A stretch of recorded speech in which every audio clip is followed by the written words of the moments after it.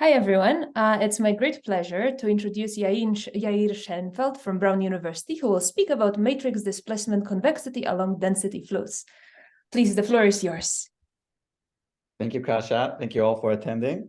So, yeah, indeed, this is a talk about something which I call matrix displacement convexity. It's one can think of it as a generalization of the more classical displacement convexity, and I want to explain what is this notion, what does it do, why do I care about it, and maybe some more speculative ideas what I hope one could do with it.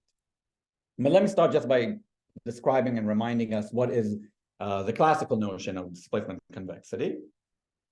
So we have the following, and please, I see that it's the audience is not too big, so please stop me if you have any questions. Let's say we have two probability measures. Well, I'll think of them as the source and the target, and by mu a first letter, that's the source, and mu z is the last letter, that's the target. So we're trying to go between the source and the target measure, and I have this path of probability measures rho t, such that at time 0 we're at mu a, at time 1 we're at mu z. So what does it mean for a functional to be displacement convex? So a functional is just something which takes a probability measure rho t and gives us a number. The example that we will look at today would be the example of entropy. I'll write down in a second what it means. But if we view it as a function of time, of t, so t goes between 0 and 1, and it maps into this function of the probability measure, it makes sense to say that it's convex just because it's a function from real valued to real valued. And that's what we mean by saying that the functional f of displacement convex. Now, this notion of displacement convexity is, of course, the way I defined it, it's tied to the path. So to say that a displacement convex means for a particular path of probability measure. So the example that we'll keep in mind would be the example of entropy. So this is just a regular differential entropy with respect to the big. Let's assume that rho t has density, and we'll just assume that from now on. Then the entropy is just the log of the density integrated against the density itself. So this is indeed a functional which takes the probability measure and gives us a number. So in particular, if we view it as a function, if we view it as a function of t, to say that it's displacement convex along the path just means that it's convex as a function of t for a particular path. So where is it all coming from? So it really started with the discovery of McCann that certain functionals, which arrived in certain models coming from mathematical physics, are displacement convex when the particular path that we choose is the path coming from optimal transport. And I'll remind you what that means. But before doing so, I want to kind of emphasize a point. So if you're just given two probability measures, mu a and mu z, and you want to go between one and the other, like maybe the most natural thing to do is just to do this kind of interpolation where you just take a mixture of the two of them, and you just take t times the first plus 1 minus t times the target. So of course, as t ranges from 0 to 1, this path would go between the source and the target. But the issue was that when you took the functionals f, entropy would be one of them, but other functional as well, and you view it as a function of t, these were actually not convex. Now, why do we care about convexity? The idea is that whenever you can show that a functional like that is convex, that helps you to prove existence and uniqueness of ground states, meaning just like the minimizer of this functional. The minimizer of this functional will have a certain meaning. And if it's convex, of course, we can prove like existence and uniqueness. So that's why we want to find convexity somewhere in our problem. So what he realized that even though for the particular functional he was interested in, we did not have convexity if we just take a path which is kind of linear interpolation, we do have convexity if we take a more complex path, and that path is the one coming from optimal transport. So optimal transport can be presented in different ways. Here I'm presenting the dynamical version due to Bernier and Benamou. So how should we think about it? Well, we have a source measure mu a and a target measure mu z, and we have these rho 0 and rho 1, and we're trying to find a probability path which starts on mu a and ends at mu z. So there are many such paths, of course, and we'll think about these paths evolving according to some continuity equation. So here is the content, here at the bottom is the continuity equation for the path rho t, where the vector field v is the one driving the path. So there are many paths that would take us from mu A to mu Z, but we want to choose the one that minimizes the amount of energy, the amount of effort that we have to invest in order to go from the source to the target. How do we quantify that? We quantify this energy by looking at the L2 norm of the vector field when we average it with respect to the measure at time t, and then also we integrate between 0 and 1. So if we're looking at all paths satisfying the continuity equation going between the source and the target, and we're looking for the path which minimizes its energy, the optimal one would be what we call the optimal transport flow. And what McCann showed that along this particular flow, meaning if we take rho t to be the optimizer of this problem, then the entropy, for example, would be actually displacement convex, meaning if we take here rho t to be the one coming from optimal transport, and we take this entropy, this as a function of t, this would be convex. So I'll stop here just to see if there are any questions about the definition of displacement convexity. Okay. So one application of displacement convexity is for functional inequalities. So let me just first define some kind of standard notions. So if we have a probability measure rho as something that has density and it's differentiable and all that, we can define its Fisher information matrix. The way we define it, we take the gradient of the log of the density, that's a vector. Then we take the tensor product with itself, so that's a matrix, a rank 1 matrix, and then we average it against rho. So maybe what's more familiar is that if you take the trace of this matrix, you just get the L2 norm of the gradient of log rho with respect to rho, and that's the Fisher information of the measure rho. So one of the important example of functional inequalities is the log-Sobolev inequality, which there are different ways of writing it. The way we write it here is saying that if we look at the entropy of rho and we subtract from it the entropy of a standard Gaussian, then it's upper bounded by half time the Fisher information of rho minus the dimension n. So rho is a probability measure on our n. And there's the way of proving not exactly this inequality, but rather a local version of it. Let me not say for now what we mean by local version. If you're curious, we can talk about it at the end. For the sake of talk, you can think of it as though we're actually proving this inequality, but it's not quite like that. But there's a way of proving the local version by showing that the entropy is displacement convex, but along which path. So you can do it either by showing that it's displacement convex along the heat flow, when rho t is the heat flow, or something called entropic interpolation, which I'll show you later what it means. But rather than focusing on exactly what is the path, my point is that you can prove inequalities like that by showing that the entropy is displacement convex along a specific path. Okay, but what I want to focus on is on the form of this functional inequality. And in particular, now I want to talk about a dimensional version of it. So what does that mean? So here's again the original log-Sobolev inequality. And as we said, it can be proved just showing the displacement convexity of the entropy. But there is, in fact, a stronger inequality, which usually is called dimensional log-Sobolev inequality, where the right-hand side is replaced by, instead of here we add a half and then the Fisher information minus the dimension, here we have n over 2 and then log of the Fisher information over n. The reason why this is better is because the right-hand side is smaller than this one, not just because the inequality relating between log x and x minus 1, this type of inequality. And the reason why it's called dimensional, it's because the inequality here can be written in such a way where it's actually dimension-free.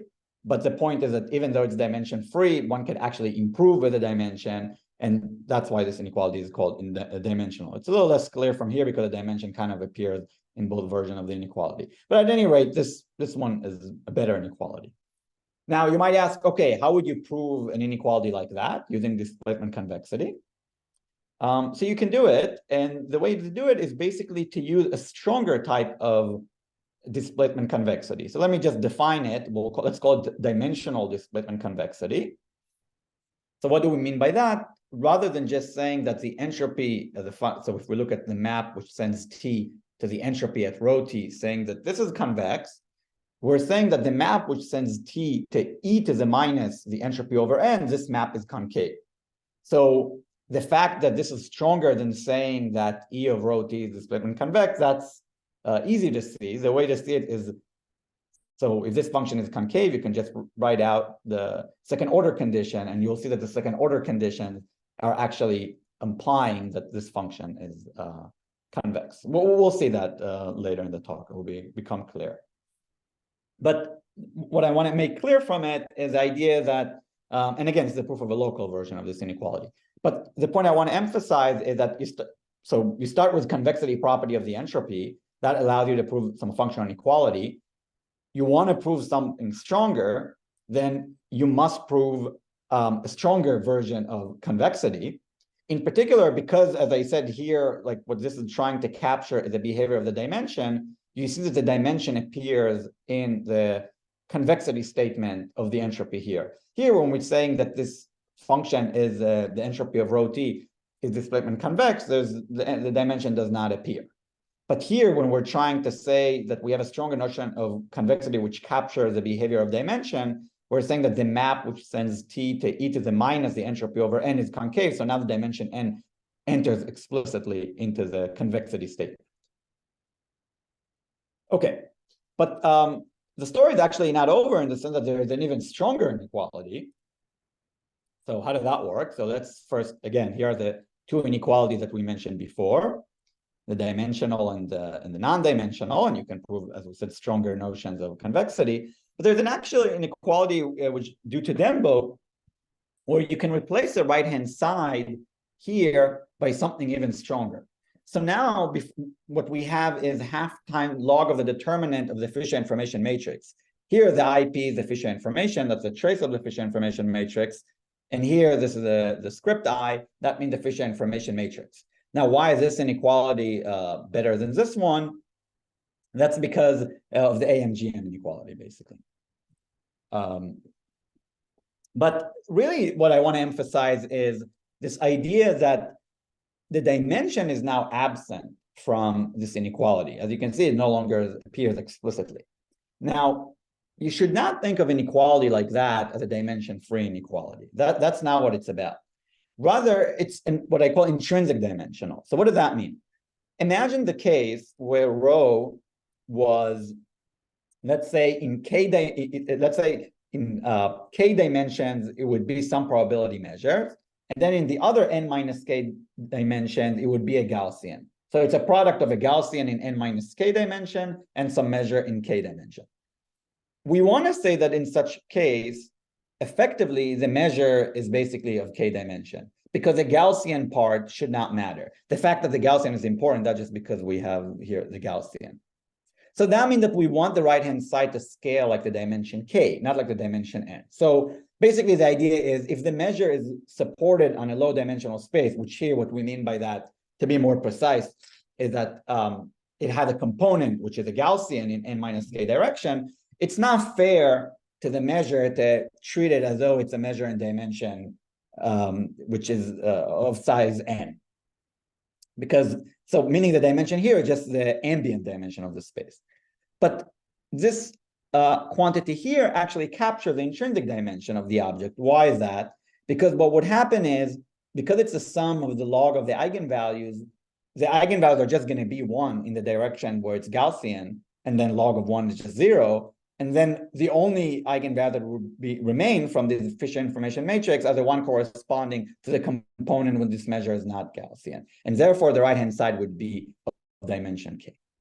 So that's what I mean when I say intrinsic dimensional functional inequality. And it's actually something much more general, and it's something which I started developing recently. There's also a paper with Alex Eskenazi on it, where we kind of try to develop this idea more systematically, where in many functional inequalities where the dimension n appears explicitly, you can actually do better and replace it by quantities which kind of capture more refined structure of the objects, where usually you would have a sum of some eigenvalues or something like that.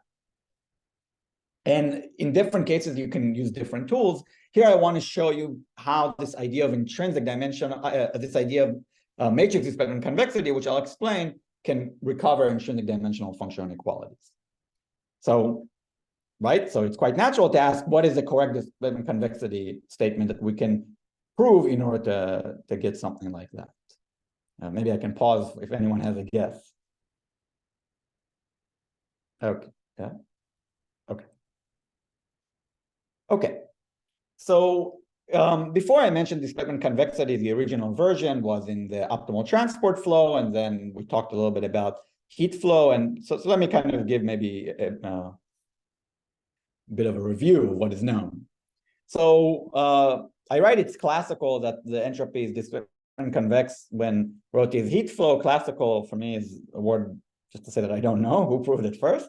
So if somebody can tell me, that would be great. But it's kind of obvious. It just comes from, certainly follows from the Bakry-Emery theory, but I don't know who proved it first. But anyway, it's quite classical that if you take just to be the solution to the heat equation, then the entropy will be displacement convex. Then Leonard showed in 2017 that in fact it's displacement convex even when ρT is the entropic interpolation flow, which I'll explain what it is. But for now, I'll just say that entropic interpolation flow kind of captures at the same time heat flow and optimal transport flow. Then in 2018, it was shown that the entropy is displacement convex when ρT comes from what's called first order mean field gain, which I will mention what those are as well. So far the statement were about the convexity of the entropy. What about this dimensional displacement convexity? That was the statement that e to the minus the entropy over n is concave. So for the heat flow, this was shown by Costa in 85, that it's the dimensional displacement convex. And only 2019, it was shown that it's also dimensional displacement convex for the entropic interpolation flow. Okay, so now I want to explain what is matrix displacement convexity. But for that, I first want to explain what is the entropy production matrix and then define something called entropy matrix. So what is the entropy production? This is just the time derivative of the entropy. We just define it like that along any path. But what one finds is that in many models, it actually is the case that the entropy production is simply the trace of some matrix. So I will just call the entropy production matrix written here with script S ρT, and note that the entropy production can be written as this trace, and we'll see a concrete example of what it looks like.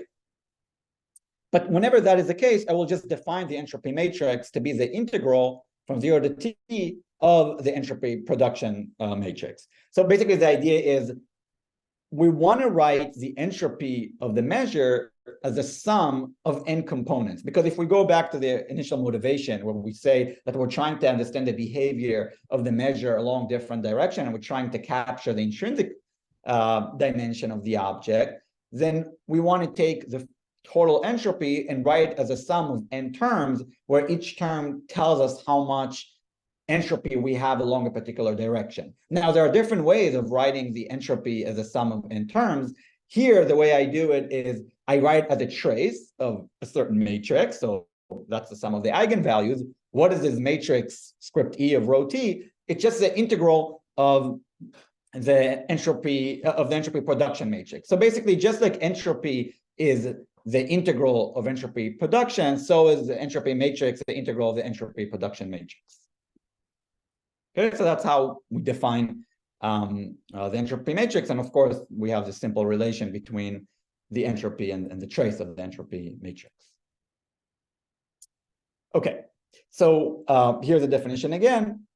And as I said, the entropy production, in a lot of time, the entropy production is really the trace of the entropy production matrix. So here's the concrete way in which we can do it. Basically, whenever you have a flow which satisfies whenever you write in the form of a continuity equation, the entropy production matrix is just equal to the tensor product between the vector field and the gradient of the density. So just to give some concrete example. So suppose your ρT was just a heat flow, then the entropy production matrix would just be the Fisher information matrix. And this is just basically the de Bruijn identity. If you remember, if you have heat flow and you look at the entropy along the heat flow, then when you differentiate the entropy in time, you just get the Fisher information. So this is what I'm saying here. What about optimal transport? If you take the optimal transport, so here before I define optimal transport in terms of flow and all that, but there's also a way of defining optimal transport as looking for some map between the source and target measure, which minimizes a certain cost. We won't get into it, but for those of you who do know, if we let T be this optimal transport map between the source and the target measure, then you can write the entropy production matrix along the optimal transport flow as something involving the derivative of this optimal transport map. Okay, so what is matrix displacement convexity? So here's a definition. We'll say that this entropy matrix is matrix displacement convex if whenever we take any unit vector W and we look at the map which sends T to e to the minus the inner product between W and the entropy matrix and W, this function is concave. So in particular, the punchline, well, this claim, which is very easy to verify, is that so matrix displacement convexity imply dimensional displacement convexity, meaning that the map which sends E to the minus the entropy over N is concave, and that's stronger than the statement that the entropy is convex. So matrix displacement convexity is stronger than both displacement convexity and dimensional displacement convexity, but really the point is that the dimension now does not appear in this definition. So here in the dimensional displacement convexity, we have the dimension n appearing here, but here it is absent. And you can see that if you sum over all wi, where wi is some basis of Rn, and you use again some Jensen or whatever inequality, you will get that you will get basically this statement. So that's why this is stronger. But the idea is that now you can understand the behavior of the flow along specific direction without incurring the ambient dimension price. So any question on the definition? Okay. So the talk is called matrix displacement convexity along density flow. So let me explain what type of flows I have in mind. So all of our flows are going to be of the form where they satisfy the continuity equation, and in particular, a continuity equation where the vector field is going to be a gradient of some function. Okay, of course, writing the equation like that doesn't tell us much because we haven't specified how the vector field behaves. So we also have to write down an equation for the vector field. We'll write down an equation for theta t rather than for the gradient. So actually, the results in the related in the relevant preprint are actually more general, but I want to restrict here to kind of to simplify. Now, this might look complicated, so let me try to break it down. So if you ignore these last two terms and you just look at the expression that the derivative of theta t plus a half gradient of theta t squared equals 0, then you just get the optimal transport flow. This is just if you do the dynamical version of optimal transport, this is the Hamilton-Jacobi equation that you get. If you add this term, the sigma squared term, this is like a diffusion term. What this corresponds to is, if we go back all the way to the beginning, where we define what optimal transport flow is. So remember, it was the expression that minimizes energy. If you now add a penalization term where you add plus sigma squared times the Fisher information of rho t, and you try to minimize this cost, you would get this what's called entropic interpolation flow, which is exactly the term corresponding to the sigma squared. Now you can be even fancier than that and add some function of rho t. So for example, you should think of f as like log or some power or something like that. And this shows up in various mean field games.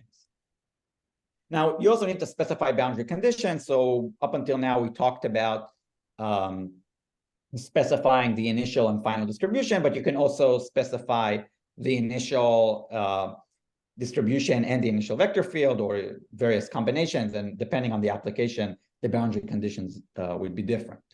So maybe just to remind you again, and just to summarize what I said, if you take f to b equals 0 and you take sigma to b equals 0, and the boundary conditions are specifying rho 0 and rho 1, then you just get optimal transport.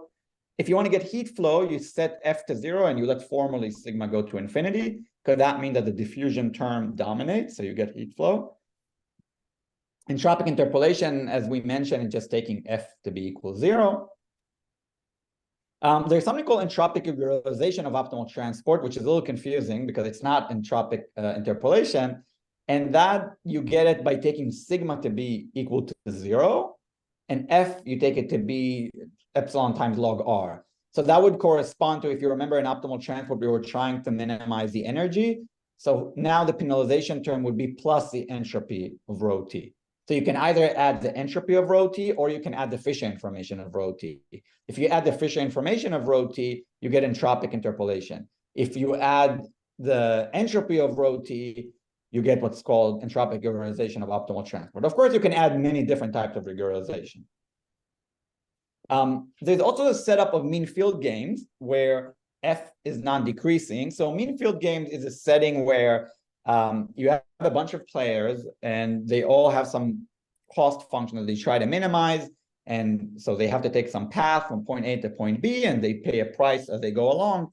But they also have to take into consideration the actions of all the other players.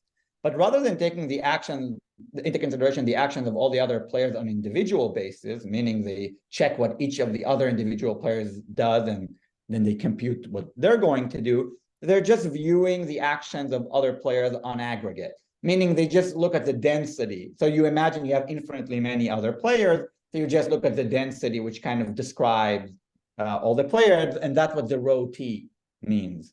So in application, like the theta is actually the cost function. Rho is just a density of kind of a generic player, and the F would be a function of the density. So for example, you should think of F as, let's say you want to avoid the crowd. So it's just a function which tells you that you want to take an action which is optimal for your cost, but if your action is such that the density rho t at that point, meaning rho represent here the states of the average player, if it's very high, meaning that a lot of other players would do exactly the same action as you, then you don't want to do it. So you can think of, you're trying to buy a house, you have a bunch of reasons what type of house you want. Maybe you don't like to having neighbors. So if a lot of other people want to buy that house, you're not going to buy it. Right. So here too, the sigma plays the role of noise. So this is our called second order if there's some noise involved, meaning some randomness in the game, or sigma equals 0 if it's first order, meaning no noise. You can also actually relate it to nonlinear Schrödinger equations. So nonlinear Schrödinger equations are, well, as our name, they're basically Schrödinger equation plus a nonlinear term. So it's a semi-classical limit rather than the Schrödinger equation themselves. What does a semi-classical limit mean? The Schrödinger equation themselves describe quantum mechanical systems. So the semi-classical limit just means that as you approach the classical behavior, formally it means that in our setting, you take sigma to be I, the imaginary unit, times the Planck constant, and then you let that quantity go to 0. The connection to wave equation, the way it works is you do a change of variable. So you start with a wave equation, which solves a Schrödinger equation, and then you write it in polar coordinates, where rho t is the radial direction, and then you also have to specify an angle. So you specify the angle with this e to the I to the theta, that's why theta. So the theta of x specifies the angle, and the rho specifies the radial. Once you do this change of variable, then you plug it in to the nonlinear Schrödinger equation, you get equation of the form which looks like that. However, the sigma, remember it was I times h, so when you take sigma squared, you get minus, so the plus here becomes minus, and that completely changes the behavior. So that's why the result cannot be applied to the Schrödinger equation themselves, but only to the semi-classical limit, because in the semi-classical limit, this term, the diffusion term here will go to 0. I should say that a lot of these results in this regard are formal in the sense of actually specifying the existence and regularity properties of all these PDEs is a pretty difficult problem. But what I want to show you is it's kind of it's orthogonal to that question. So we're not going to get into that. Okay, so here is now the main statement. So let rho t be a nice density flow. Nice just means that the solution would exist, etc., that we can differentiate. So by that mean, I just take rho t to be a solution to equation like that. And suppose that f is non-decreasing, then we have the fact that the entropy is matrix displacement convex. So this result, I mean, it really, even if you don't look at the matrix displacement convex part, just displacement convexity, it generalizes many results in the literature. But really, the more important part, as far as I'm concerned, is the fact that we have this matrix displacement convexity. And you need F to be non-decreasing for that. So as I said, it actually, that theorem applies to a broader class of flows, but maybe for this talk, we don't need to discuss it. So let me now kind of demonstrate this idea of capturing the intrinsic dimension just by some simple numerical example. So the example that I want to have in mind is having two probability measures, both of which are Gaussian. They're both going to be centered, so the sort and the target are both centered. But the covariance matrices are the same in one direction. So in the x direction, they both have variance 1. But in the y direction, I took them to be very different. One is 1 and the other one is 100. Now, the intuition that we had was that in the x direction, really not much should happen. Like you shouldn't need to change much because you do have the right variance. So all the action should happen in the y direction. And I want to show you how this matrix displacement convexity can actually capture it, unlike the other notion of displacement convexity. And the thing is that in the case of Gaussian, you can actually compute explicitly some of these flows, not all of them, but some of them. In particular, you can compute entropic interpolation flows. Actually, you can do it rigorously, and you have explicit formula. So here I just plotted the results. So let me explain what's going on here. So the plot, which is in solid line, that's the e to the minus the entropy over n. That's a dimensional one. The plot in the dashed line is the matrix displacement convexity. Now here we took the vector w to be roughly diagonal. Here the vector w is the one where all the mass is on the x direction. Okay, so here you see when all the mass is on the x direction, you see very different behavior between the matrix displacement convexity and the dimensional one. Why? Because the matrix displacement convexity can actually recognize that in the x direction, meaning in this direction of w, nothing really happens. So this thing is almost flat, it's basically flat. But the dimensional one, because the dimension n appears here, cannot recognize that. So it's basically an average. So it's basically, it goes up like that. On the other hand, if we were to take a vector w, which is roughly diagonal, then they're more or less the same. If I were to take it to be exactly diagonal, the line would just be on top of each other. So I took it to be a little different just to show you the difference. And then they're roughly the same. Of course, if we took them to be in the y direction, they would be the same. This is an example to show how you can really capture the behavior along certain directions by looking at a functional of this type. Okay, so let's go back now to these Loxobolev inequalities. So I remind you again that if you want to get a local version of these inequalities, so the first one you will use displacement convexity, and for the second one you would use this dimensional again is meaning the concavity of this function. And then we had the Dembo one where the ambient dimension disappeared. So indeed you can use matrix displacement convexity to prove the Dembo, and you will use the entropic interpolation flow for that.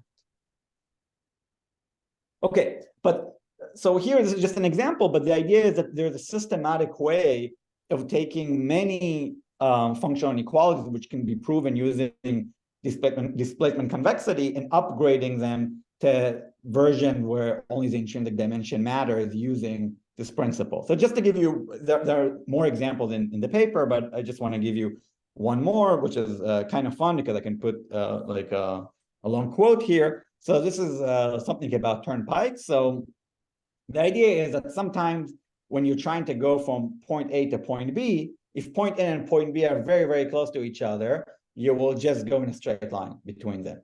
But if point A and point B are very far away, if you think about them as two small towns, you're probably not going to go in a straight line between them, but rather you will start at A, you will go to some highway, you will go on the highway, and then you will go back to B. So that's this like turnpike behavior. And this analogy was used to explain the growth of economies, but it shows up in many other contexts. So they show up also in entropic interpolation. Here, the way in which they show up is just to say let's think about entropic interpolation a little bit. How did that behave? I said that it's a regularization of optimal transport. So optimal transport is going from point A to point B in a straight line. In entropic interpolation, what happened is you started at point A, and then you diffuse as much as you can. And then at the very end, you realize, oh no, I have to end up at point B. So you go right away to point B. But most of the time, you just diffuse, you try to be as much as you can like a Brownian motion. It's only at the initial and final points, because you're tied down where you start at A and you end at B, that's where you have to behave unlike a Brownian motion. But most of the time you behave like a Brownian motion, and that's kind of analogous to this turnpike idea. The idea is you're trying to, as much as you can, you're just going to behave like a Brownian motion. That's driving on the highway, but all of a sudden, you know that you do have to end up at point B at the end, so then you exit the highway and you get to B. So we want to capture it by saying that entropic interpolation flow behave for most of the time like heat flow, because heat flow, of course, doesn't care about the endpoint. The heat flow just diffuses as much as it could forever. Entropic interpolation flow has to end up at a certain point. At time one has to end up at a point B, but we want to capture the fact that it does behave like heat flow for most of the time. The way we capture it is by looking at the behavior of the Fisher information. So the Fisher information for the heat flow has this bound, which is n over 2t. And then it was proven, it's a pretty recent result, that rho t, when it's the entropic interpolation flow, has a very similar bound. So the reason why this bound is basically like this bound is just if you imagine fixing t to like be a half, for example, you can see that it's basically the same order. So the idea that the behavior of the entropic interpolation flow is very similar to the heat flow. But continuing with our goal, we have a dimension n. We don't really like that. So can we get rid of it? So yes, indeed, we can get rid of it. And we can replace the Fisher information by the Fisher information matrix and then get rid of the dimension n. So now we have here the identity matrix. And of course, you can take the choice and get this inequality here, but this inequality is strong. Okay, so how does it all work? How do you actually prove matrix displacement convexity, and how do you get the all these intrinsic dimensional functional inequalities? So, okay, what does it mean for the entropy to be displacement convex? Remember the definition of this S rho T, that was the entropy production matrix, the entropy production. So to say that the entropy is convex here, displacement convex, just means that the second derivative of the entropy is not negative, but just by the definition of S, which was the entropy production, just the first derivative, that means that the first derivative of the entropy production should be non-negative. Okay. What does it mean to be dimensional displacement convex? Which I remind you, it's a statement that this function is concave. If you work out the calculation, you just get that the derivative of the entropy production is now lower bounded not by 0, but by something better, which is 1 over n times the squared of the entropy production. So that also proves that dimensional displacement convexity is stronger than displacement convexity. Okay, what about the matrix version? So that means that we need a concavity of this object for every unit vector W, where E was the entropy matrix, which was the derivative, which was the integral of the entropy production matrix. Well, you just get a matrix differential inequality.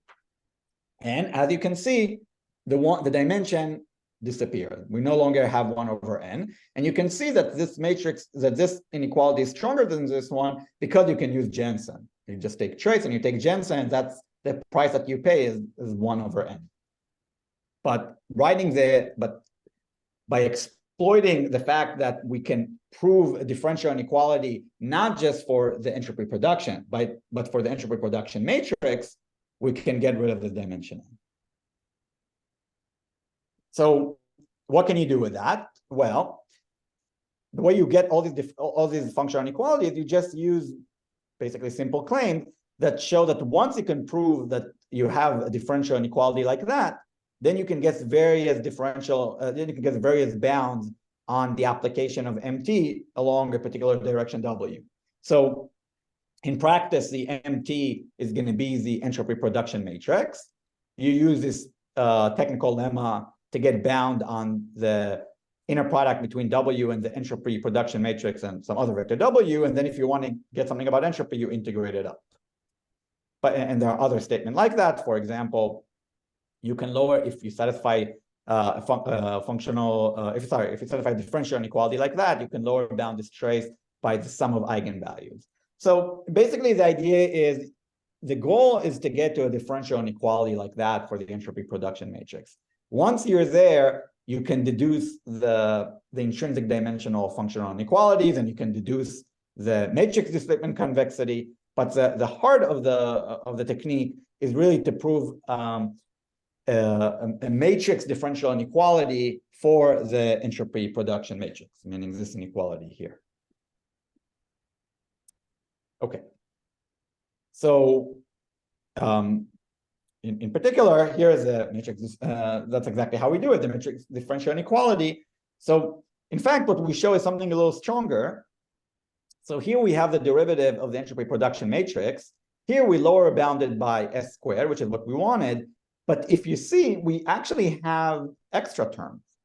Now, the terms are nice in the sense that they exactly capture this idea that by taking optimal transport and adding regularization to it, you add more convexity. So if we were to look only at the optimal transport flow, this term would be 0, and this term would also be 0. And then we would just get the inequality that the derivative of the entropy production matrix is lower bounded by the matrix itself squared. But if you regularize a problem, and so, for example, like people who try to numerically solve optimal transport, they add this type of sigma squared because it adds more convexity, and therefore it's easier to numerically solve the problem. So all these regularization are important for application, meaning like numerically solving this problem, but also from a theoretical perspective. And here we see that on the level of the matrix inequalities, we can see how this convexity plays its role, because the matrix that we add here is positive semi-definite, being efficient information matrix. And the matrix here, well, here you have a squared, so that's good. But here, f prime, because it's non-decreasing, that's why it's non-negative. So that's why it's also, that's where the condition is coming from. So in particular, it's lower bounded by the matrix square. So as I said, the effect of regularization can be manifested in these two extra terms. And it's an interesting question, which I haven't worked on, but I think could be interesting to understand how to actually exploit these extra terms. So for example, if you can lower bound them by a function of s, obviously you get an even better differential inequality. Okay. So let me conclude just by talking about something a little more speculative. So I remind you that the Bakria-Marie condition, the CD kappa n, says that if we have an n-dimensional Riemannian manifold in Laplacian, we can lower bound the Ricci applied to the gradient added to the trace of the Hessian squared can be lower bounded by kappa times the gradient of the norm of the gradient squared plus 1 over n Laplacian squared. So how that related to displacement convexity? Well, in a really major result, it was shown that the condition CD 0 infinity is equivalent to saying that the entropy functional is convex along the optimal transport flow. Okay, so that's a connection between curvature dimension and displacement convexity. But then, as you know, we spoke about the fact that we have displacement convexity, but then we also have dimension displacement convexity.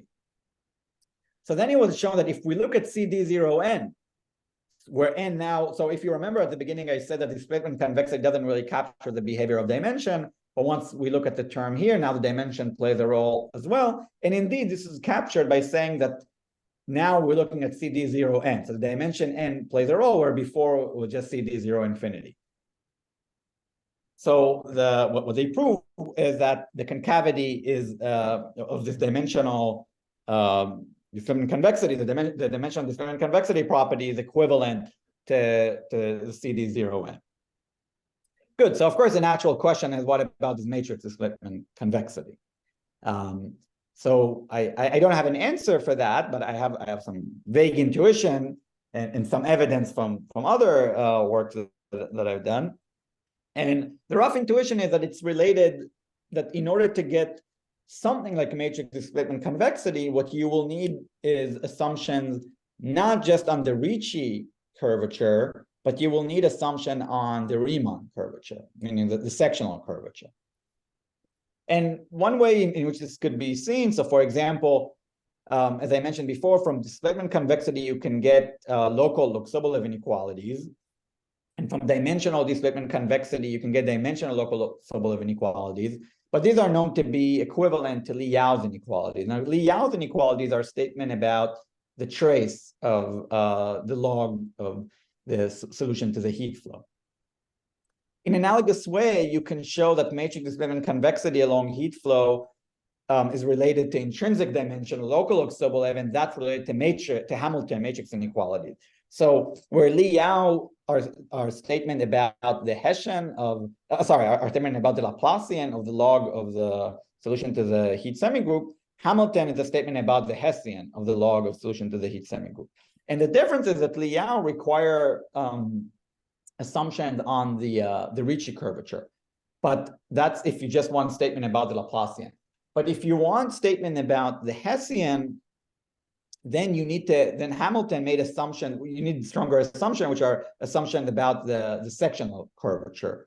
And indeed, in a paper with Alex Eskenasis, we proved a bunch of Hamilton matrix inequalities in setting where we can control the sectional curvature, meaning like hyperbolic space and the sphere. We didn't use matrix displacement convexity, rather we used a different method, but kind of the goal, or I guess the intuition is that somehow the matrix displacement convexity should be related to sectional curvature, ideally even to the extent that you can say that one is equivalent to the other. I'm far from having any theorem like that. This is really kind of the step one in this program, but I just wanted to mention it anyway in case it is of interest. Okay, I think I'll stop here. Thank you.